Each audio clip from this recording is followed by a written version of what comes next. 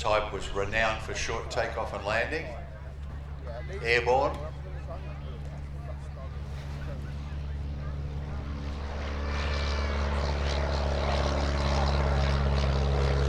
This really is the mouse that brought, because this aircraft had the capability of doing many things.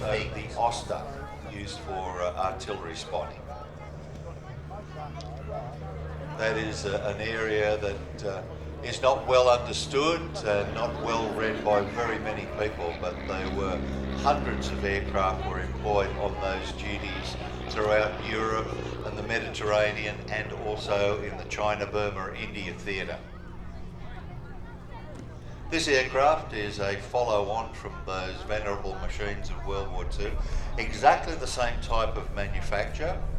Wooden spars, beautiful fabric-covered wings. And you can see those flaps that are external to the wing. Very manoeuvrable, as you can see Kevin just circling very tightly here. And this was one of the manoeuvres that they would perform to spot something on the ground.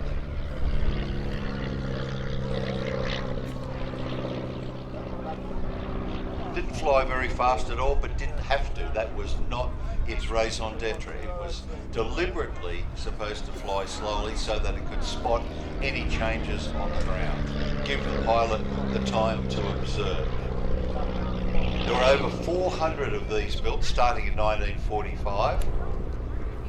8 different variants, and used by 11 different military air arms. The RAF had 13 squadrons of these and 1 operational training use, obviously lengthened to accommodate the larger propeller, and it had external flaps which are non-retractable, and you can really see them here.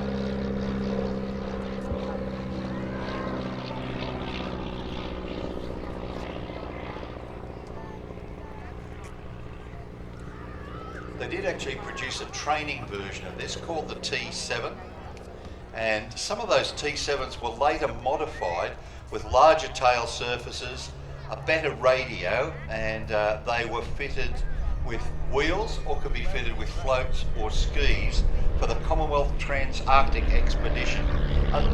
As a result, those aircraft were known as the Auster Antarctic in the UK. The Auster, actually, I think it's the name is from the southern wind.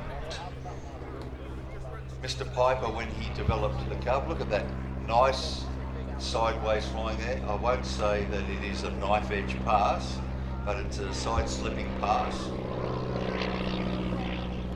Mr. Piper's army, he built the L4 or the Grasshopper, and he was asked, what's the difference between the two? And he said, we painted it green. What I love about both aircraft is it's got room for a passenger. Yep. And look at the visibility that you've got out of that, and that was a hallmark of the aircraft. Proud to say that the RAAF operated Austers during World War II, and also used a couple of these AOP.6s in the 53, 54, and 55, 56 voyages to the Antarctic. A lot of, actually also took part in the annual manoeuvres with the British Army of the Rhine. Now, look at that slow flying. That is something that takes a bit of skill. This is fantastic, and one of the things in the right direction, you can take off, fly backwards, and then land.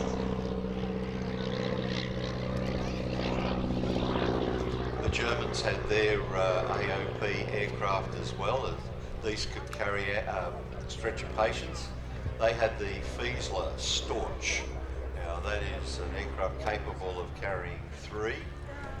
It is a very large aircraft, and you can virtually land it, not roll at all if the wind conditions are good enough. Is this the high-speed flight? This is the blisteringly high-speed fly past. Maximum speed of So good for forward visibility on this aeroplane, so you can bring it in nice and straight.